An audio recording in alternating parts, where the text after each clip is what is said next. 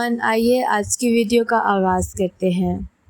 امریکہ بلا شبہ دنیا کا سب سے طاقتور ملک ہے اور اگر آپ امریکی معیشت کے حجم کو دیکھیں تو وہ باقی دنیا سے بہت آگے ہے، جبکہ جاپان 4.9 ٹریلین ڈالر پر کھڑا ہے اور چین 17.7 ٹریلین ڈالر پر کھڑا ہے، لیکن امریکہ ان سب سے اس قدر آگے ہے کہ وہ ان دونوں معیشتوں کی مشترکہ 22.99 ٹریلین ڈالر سے بھی بڑی معیشت ہے، اور امریکہ کا فوجی بجٹ اتنا بڑا ہے کہ ان کے فوجی اخراجات 9 ممالک کے مشترکہ فوجی بجٹ سے واضح طور پر زیادہ ہیں، اور سب سے اہم بات یہ ہے کہ امریکی فوج اتنی طاقتور ہے کہ وہ 65 سے زیادہ ممالک کی حفاظت کرتی ہے اور پوری دنیا میں اس کے 700 فوجی اڈے ہیں۔ سوال یہ ہے کہ زمین پر کوئی ایک ملک اتنا طاقتور کیسے ہو گیا، اور ان کی جغرافیائی سیاسی حکمت عملی کیا تھی جس نے انہیں اتنا امیر بنا دیا۔ اسی دوران برطانوی سلطنت ناکام ہو گئی۔ یہ کہانی 1940 کی دہائی کی ہے، اور اس وقت تک 3 چیزیں رونما ہوئیں جو پہلی عالمی جنگ میں ہوئی۔ ایسا ہوا تھا کہ تمام بڑی سلطنتوں نے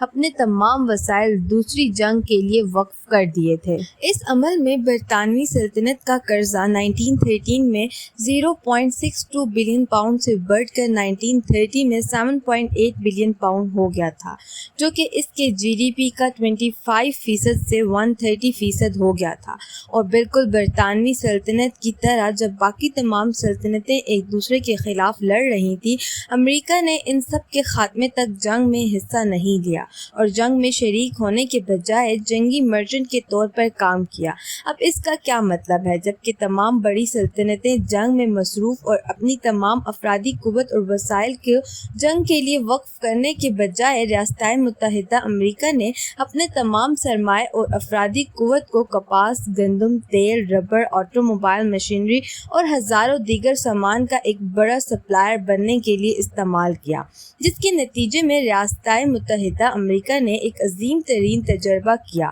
دنیا میں معاشی عروج پر امریکی برآمدات کی کل مالیت 1930 میں صرف 2.4 بلین ڈالر سے بڑھ کر 1917 میں 6.2 بلین ڈالر تک پہنچ گئی۔ اس کے علاوہ دھاتوں کی مشینوں اور گاڑیوں کی برآمدات 1913 میں صرف 480 ملین ڈالر سے بڑھ کر 1.6 بلین ڈالر ہو گئی 1916 میں، اور یہی معاملہ خوراک کی برآمدات کا تھا 1916 میں، اور یہی معاملہ خوراک کی برآمدات کا تھا جو 190 ملین سے بڑھ کر 510 ملین ڈالر تک پہنچ گیا تھا۔ اور دوسری جنگ عظیم میں بھی ایسا ہی معاملہ تھا، جس کے باقی اقوام نے اپنی فی کس جی ڈی پی میں زبردست گراوٹ دیکھی۔ دراصل امریکہ کی فی کس آمدنی میں زبردست اضافہ دیکھا گیا، جس نے فی کس 10,000 کو عبور کیا، کیونکہ انہوں نے دوبارہ جنگی مرچنٹ کے طور پر کام کیا، جبکہ ہاربر پرل کا واقعہ نہیں ہوا۔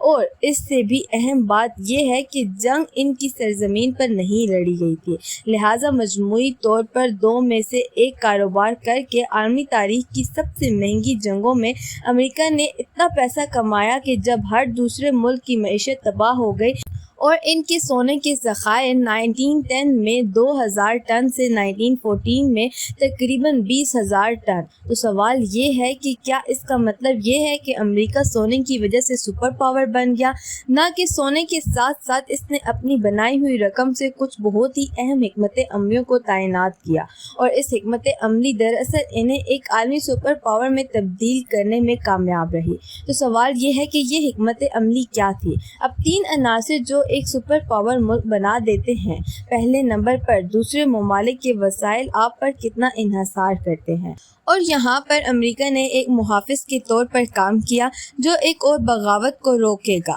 تاکہ جاپان ایشیا میں اپنے قدم جمانے کے لیے جرمنی نے یورپ میں قدم جمانے کے طور پر کام کیا، اور اٹلی نے بحیرہ روم میں بھی ایسا ہی کیا، جس کے اوپری حصے میں دوسروں کے ساتھ مل کر IMF اور ورلڈ بینک کی سہولیات بھی قائم کی، جن کے ذریعے وہ دنیا کے دوسرے ممالک کو قرض دے سکتے تھے اور ان ممالک پر معاشی گرفت بنا سکتے تھے۔ دوم، انہوں نے بظاہر دہشت گردی کی روک تھام کے لیے افغانستان جیسے ممالک میں فوجی اڈے قائم کیے، لیکن حقیقت میں انہوں نے ان علاقوں کا سرمایہ استعمال کیا تاکہ سوویت یونین اور دیگر طاقتوں کو کنٹرول حاصل کرنے سے روکا جا سکے۔ تیسرا، جیسا کہ عراق کے واقعے میں دیکھا کہ CIA انٹیلیجنس نے ان علاقوں کو اپنے قبضے میں لے لیا تھا، ممکنہ طور پر اقوام اپنی اتنی مضبوط گرفت نہیں رکھتی تھی کہ وہ در حقیقت ایک نامناسب رہنما کو معزول کر سکے اور ایک ایسے رہنما کو مقرر کر سکے جو امریکہ کے قوانین کی پابندی کرے۔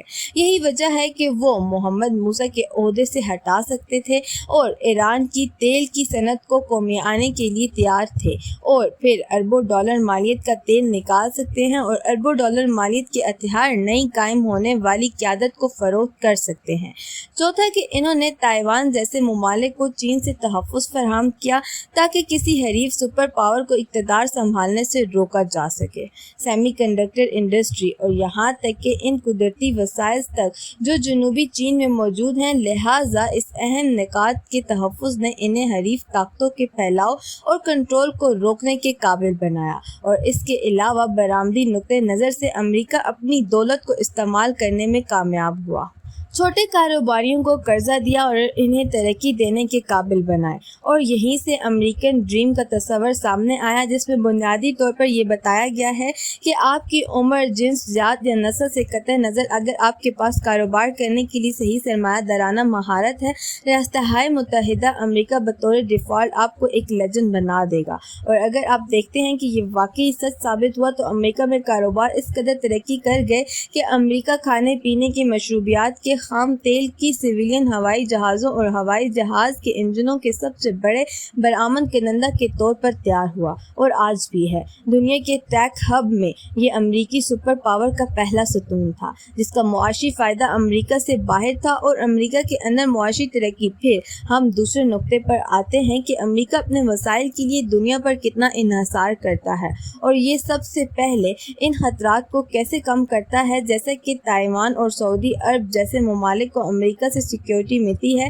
تو یہ انحصار جو ان کے پاس ہے تقریباً ایک بالٹر کی طرح ہے۔ اور کیونکہ 1945 میں فرینکلن روزویلٹ نے سعودی بادشاہ سے ملاقات کی، اور اس ملاقات میں جب امریکہ نے سعودیوں کی حفاظت کی ضمانت دی تو سعودیوں نے تیل امریکی ڈالر میں فروخت کرنے پر رضامندی ظاہر کی، تو آج بھی ہر کسی کے پاس امریکی ڈالر ہے۔ کیونکہ دوسری بات کہ اس کی فوجی توسیع کے ساتھ ہی امریکہ نے بہت چالاکی سے دنیا کے نقشے کے چند اہم ترین مقامات کے قریب اپنے فوجی اڈے قائم کر لیے، جس کا ایک کلاسک معاملہ ہے اسٹریٹجک دنیا کے پوائنٹس کے قریب امریکی فوجی اڈوں کا ہونا۔ بحر ہند دنیا کا سب سے اہم خطہ ہے، جس سے دنیا کے 80% سمندری تجارت صرف 3 چوک پوائنٹ سے گزرتی ہے۔ یہ راستے ابنائے ہرمز، ریاست ملاکا اور ابنائے باب المندیب، ان پوائنٹس کو ہم چوکنا پوائنٹس کہتے ہیں۔ اور ان کے علاوہ ہمارے پاس Suez canal, Mozambique channel, Lombok strait, Sunda strait جیسے اہمیت کے حامل چوک پوائنٹس ہیں۔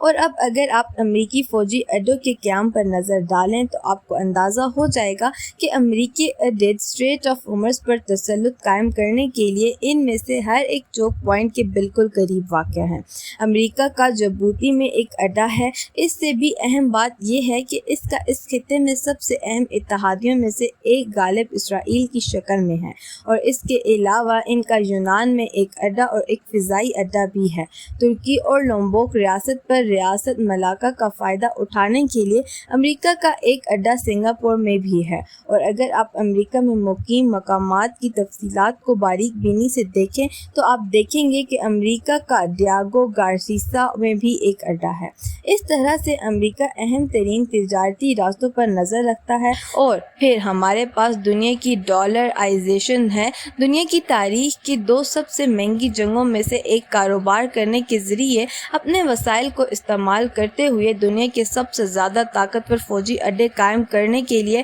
اپنے فوجی وسائل کو استعمال کرتے ہوئے دنیا کے سب سے قیمتی وسائل کو استعمال کرتے ہوئے اور دنیا پر کنٹرول قائم کر کے دنیا کے سب سے اہم چوک پوائنٹس امریکہ برینو انسان کی تاریخ کی سب سے بڑی طاقت بن گیا۔